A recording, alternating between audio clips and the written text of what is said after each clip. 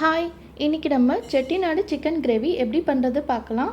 இதுக்கு நம்ம ஃபஸ்ட்டு ஒரு மசாலா ரெடி பண்ணிக்கலாம். சிக்கன் கிரேவிக்கு நல்லா வறுத்து அதை கிரைண்ட் பண்ணி இந்த கிரேவியில் ஆட் பண்ண போகிறோம். வாங்க எப்படி பண்ணுறது பார்க்கலாம். அடுப்பில் ஒரு கடாய் வச்சுட்டு கடாய் சூடானோன்னே நம்ம மசாலா ஐட்டம் ஆட் பண்ணலாம். ஒரு துண்டு பட்டை, 2 கிராம்பு, ஒரு நட்சத்திர சோம்பு, அது கூட 1 டேபிள் ஸ்பூன் சோம்பு, சீரகம், கோரியண்டர் சீட்ஸ் இது எல்லாமே 1 டேபிள் ஸ்பூன் ஆட் பண்ணிக்கலாம். இதெல்லாம் நல்லா மிக்ஸ் பண்ணிவிடுங்க. இப்போது காரத்துக்கு தேவையான வரமிளகாய் ஆட் பண்ணுறேன். நான் இது ரொம்ப காரமாக இருக்குன்றனால 2 போடுறேன். நீங்கள் உங்களுக்கு ஏற்ற மாதிரி போட்டுக்கோங்க. இது கூட 1 டேபிள் ஸ்பூன் மிளகு. இதெல்லாம் நல்லா ட்ரை ரோஸ்ட் பண்ணலாம். கொஞ்சம் கூட ஆயிலெலாம் போட வேணாம்.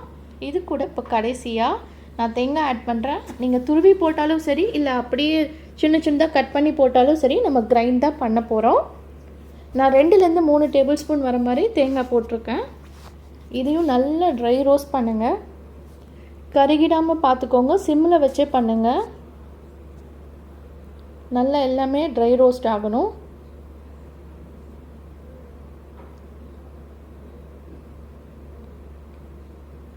பாருங்கள், நல்லா ரோஸ்ட் ஆகிடுச்சு. இப்போ நான் இதை ஆஃப் பண்ணிவிட்டு இது ஒரு மிக்சியில் மாற்றிடலாம். நல்லா ஆறினோன்னு நல்லா கிரைண்ட் பண்ணிக்கலாம். ஆறிடுச்சு, இதை பேஸ்ட் பண்ணிடலாம். இப்போ கிரேவி பண்ண ஆரம்பிக்கலாம். ஒரு கடாய் வச்சுக்கோங்க. நல்லா சூடானோன்னா 2லேருந்து 3 டேபிள் ஸ்பூன் ஆயில், அது கூட ஒரு பிரியாணி இலை போட்டுக்கோங்க. நான் சின்ன வெங்காயம் ஒரு 20 போல் எடுத்து குட்டி குட்டியாக கட் பண்ணி வச்சுருக்கேன்.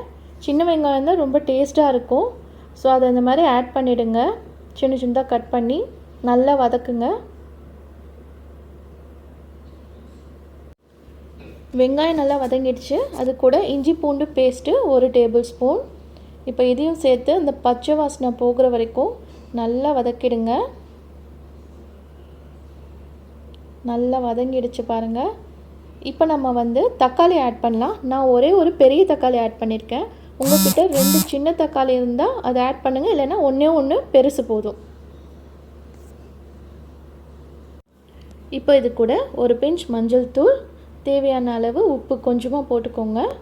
இது எல்லாத்தையும் நல்லா வதக்கணும். வெங்காயம் தக்காளி நல்லா வதங்கணும். அது வரைக்கும் வதக்குவோம்.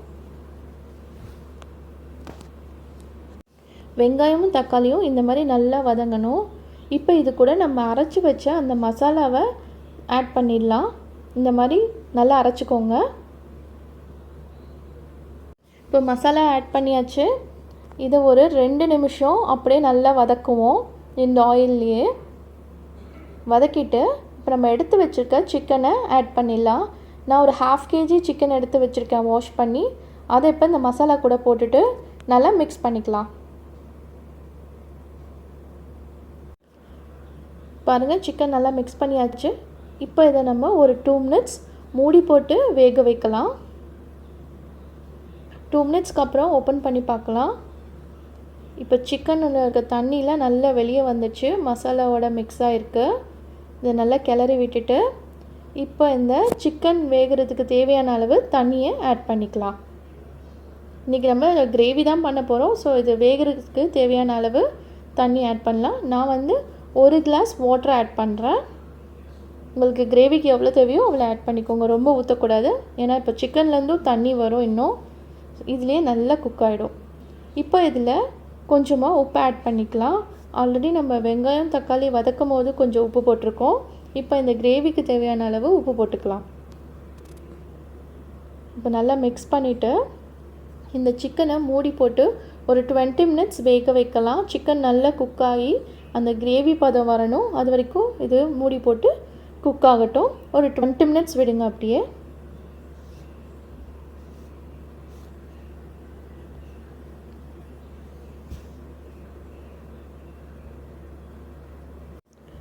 மினிட்ஸ் ஆகிடுச்சு. ஓப்பன் பண்ணி பார்க்கலாம். வாவ், நம்மளோட செட்டிநாடு சிக்கன் கிரேவி நல்லா சூப்பராக ரெடி ஆகிடுச்சு. திக்காகிடுச்சு பாருங்கள். இப்போ நம்ம அடுப்பை ஆஃப் பண்ணிவிட்டு ஒரு பவுலில் மாற்றிடலாம். செட்டிநாடு சிக்கன் கிரேவி இப்போ சுட சுட நல்லா ரெடி ஆகிடுச்சு. இதை நீங்கள் ரைஸ் வச்சு சாப்பிட்லாம், சப்பாத்தி, தோசை, இட்லி எது கூட வேணால் வச்சு சாப்பிட்லாம். ரொம்பவே டேஸ்ட்டாக இருக்கும். உங்களுக்கு இன்னும் ஸ்பைஸியாக வேணும்னு நினச்சா மேலே கொஞ்சமாக பெப்பர் தூவி விடுங்க. ரொம்பவே சூப்பராக இருக்கும். நீங்களும் ட்ரை பண்ணுங்கள். அகைன் நெக்ஸ்ட் வீடியோவில் பார்க்கலாம். தேங்க்யூ.